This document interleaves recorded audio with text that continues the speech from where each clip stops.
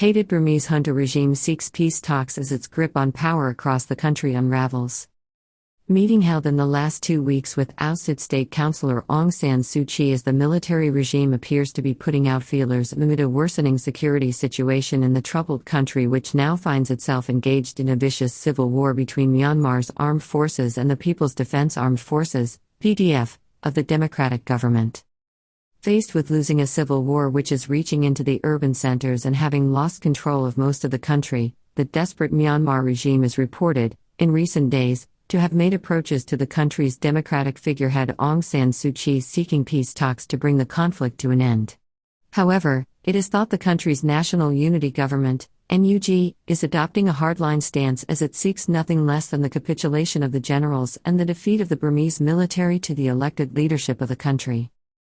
News of the meetings between high-ranking officials of the illegal and unrecognized military regime led by General Min Aung Hlaing and the imprisoned Aung San Suu Kyi Center comes as an Oslo-based institute gives credence to reports of tens of thousands of casualties in the bloody civil war which has been ongoing since 2021 and which sees the hated Tatmadaw in retreat across Burma with desertions and defections.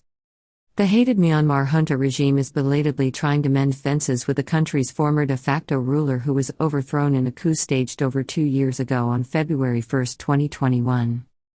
It comes with growing reports that the armed forces attached to the junta are both losing ground and numbers from its ranks as the military is inexorably losing its bloody civil war with the strengthened People's Defence Armed Forces, PDF, the military wing of the National Unity Government, NUG, which claims to be the legitimate power in Myanmar and is made up of representatives of the former regime and those elected in the voided election held on November 2020, which was the trigger for the military coup d'état some 3 months later. Burmese junta has been using aerial warfare to keep the forces of the National Unity Government, NUG, at bay and has lost well over 50% of the country. In recent months, the military regime, bunkered in the country's isolated capital Nay Pai Ta, has shifted towards aerial warfare tactics to attack opposition forces as it continues to lose ground throughout the war-torn Union of States, with some estimates suggesting that the junta now only controls less than 50% of Myanmar's territory in or around the major urban centers, and even here, units of the People's Defence Armed Forces, PDF, are launching guerrilla attacks and are now targeting loyalists and sympathizers of the military and their elite clique in a campaign of murder. Military coup in Myanmar. Aung San Suu Kyi held with scores of leading political figures arrested by troops. The all-out war being waged against the illegal junta flies in the face of the long-established tenet of Aung San Suu Kyi, who advocates only peaceful resistance to oppression. Younger generations convinced their families to fight the 2021 coup d'état, which has never been accepted by the population except for elite cliques. This approach was rejected just weeks after the February 1, 2021 coup d'état, when young people and families in Myanmar found themselves being attacked in a vicious military crackdown using seasoned soldiers of the feared Tatmadaw, the country's military, which has effectively ruled Myanmar since the 1960s, to wage war on the civilian population. Myanmar facing an all-out revolution as the bloody struggle between the army and the public spirals out of control. UN official slams distorted international response to Myanmar after horrific junta atrocity. Rising anger at Myanmar's regime is leading to scrutiny of its clandestine business links with Thailand. Bangkok sends delegation to meet Myanmar's pariah junta regime in its eerie capital Nay Pai Ta. Reports of attempts to reach out to Aung San Suu Kyi, who is being held in primitive conditions in a prison compound in the capital, come just weeks after the military junta outlawed the National League for Democracy, the country's largest political party, which swept to a landslide win in the November 2020 general election, while generating worldwide revulsion with an aerial attack in April in the northeastern state of Sagaing, which saw over 100 civilians blown to pieces in an appalling scene of carnage.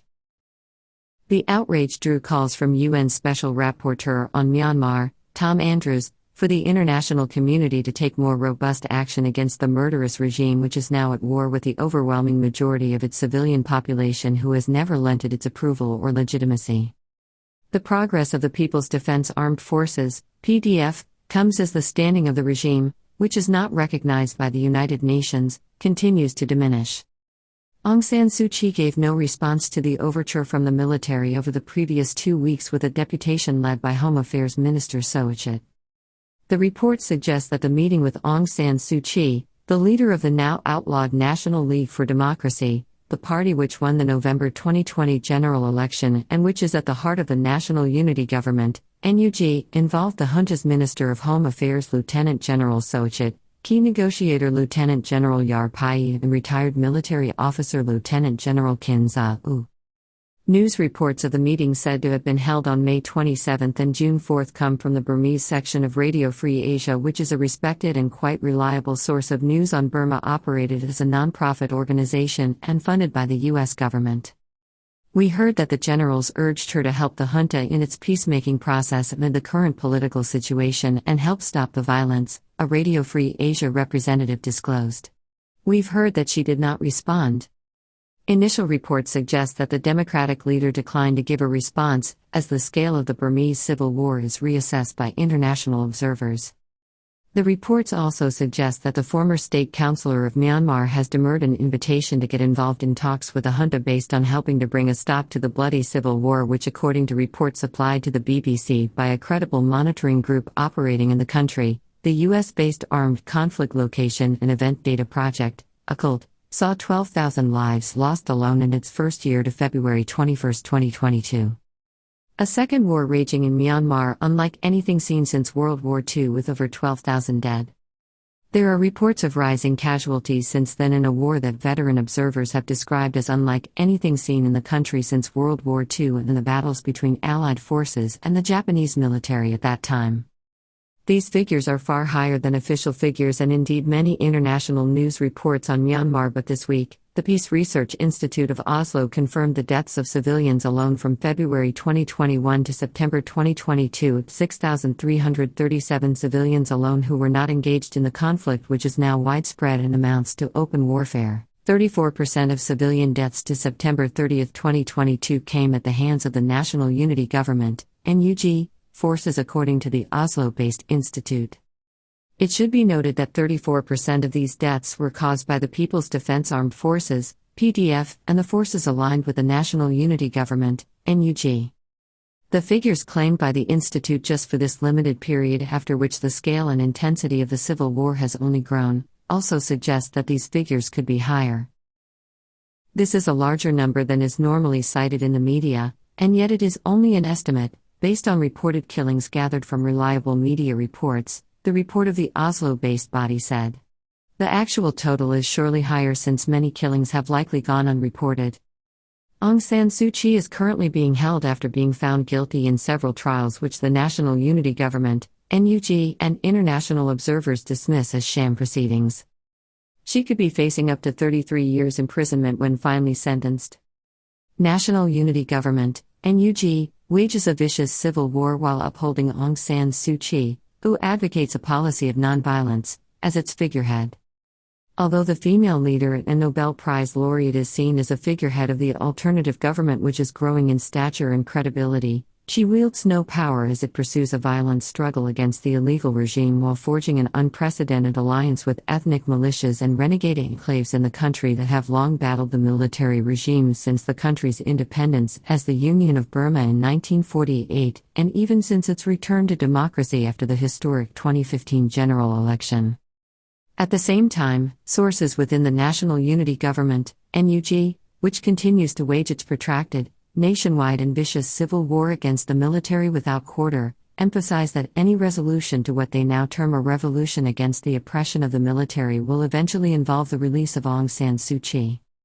Cho Hui, a member of the National League for Democracy Central Working Committee, explained this recently to the press when he insisted that the current war was provoked by the military, who broke its pact with the people by staging the February 2021 coup. In Myanmar's political world, the role of Aung San Suu Kyi is vital, he said. There will never be practical political change without her. Meeting with her and holding discussions is very important. War is turning even nastier, with a murder campaign reaching into the urban centers and mercilessly targeting the elite supporters of the military regime.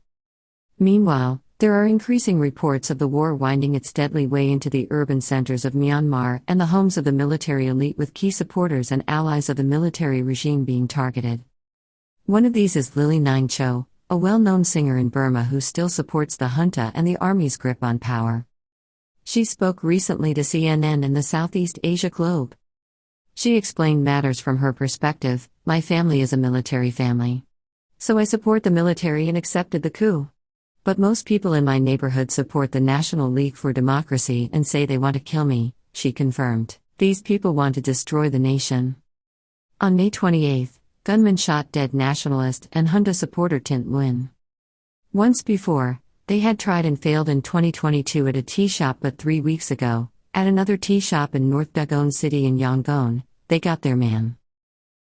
The 67-year-old was the chairman of the Myanmar National Organization, which has always resolutely stood behind Burma's armed forces. He was part of a nationalist Buddhist group called the Patriotic Association of Myanmar, MABADA, which vigorously opposed the path and policies of Aung San Suu Kyi. His funeral was attended by supporters including writer and nationalist lawyer Win Koko Lot and a militia figure, Mr. Thu Lot, who is linked with the extremist Payasati militia. Beijing is recalibrating its position, but China's ongoing support is critical for the declining junta regime in political, economic and military terms. These are some of the fringe groups associated with the Myanmar military's persecution of the Muslim Rohingya minority in Burma, which, to this day, has seen Ms. Aung San Suu Kyi herself facing criticism from Western observers for failing to do enough to stop, while the national leader instead steered her country towards China. Beijing is reported to be recalibrating its support for Myanmar's junta, which depends on it now economically, politically and for weapons which are supplied by Russia, Pakistan, China and a network of firms both inside Myanmar and in other Southeast Asian countries, including both Thailand and Singapore, with weapons assembled from imported parts. Meanwhile, more intelligence is emerging to suggest that the ranks of Burma's military on the ground, including the Tatmadaw and paramilitary forces, are depleting through death and casualties on the battlefield. Even more alarming for the generals in Nay Pai Tha, the desertion of members of the ranks of both the armed forces and the police service. The Myanmar military is, in fact, shrinking from a severe and rapidly growing shortage of personnel, explains Yi Myo Hein, who is a visiting scholar at the United States Institute of Peace. Ranks of the military and police declining rapidly, with the recruitment of new blood proving very difficult for unpopular, brutal and doomed services. In his May analysis, he estimated that there have been 13,000 deaths within the ranks since the civil war broke out and 8,000 defections or desertions, leading to a loss of 21,000 personnel who are not easily replaced as young people of fighting age in the country are taking flight to join the People's Defense Armed Forces, PDF. Observers in Myanmar say that this movement among the young, who experienced a taste of democracy and increased prosperity from 2015 to 2021, and are determined not to go back to corrupt authoritarian rule, is driving whole families and communities to continue the fight and indeed a revolution against the regime in Nay Pai Tha. A Bangkok-based analyst and acknowledged expert on Burma, Mr. Anthony Davis, appraises the Army's ability to field a force of between 100,000 and 120,000 personnel at the moment, a number which may well be falling with not enough recruitment occurring because of the widespread revolt which is strengthening. People's Defense Armed Forces, PDF, are getting automatic weapons from both internal and external sources since the end of 2022 to prosecute the war. Part of the reason for the renewed strength has been the ability, since the end of 2022, of the People's Defense Armed Forces, PDF, to lay hands on automatic weapons and ammunition from both external and internal sources, a situation which is a terrifying prospect for the military rulers. This in turn is driving an increasingly hardline stance from the National Unity Government, NUG, which is determined not to be held back as it now senses weakness from the generals. The leadership has rejected the past policy of nonviolence pursued by Aung San Suu Kyi. Regardless of Suu Kyi's views, we want a revolution that keeps the military out of government, a spokesman for the National Unity Government, NUG, said this week. The iron-fisted rule of General Min Aung Hlaing and his illegal, bloody regime may well be numbered.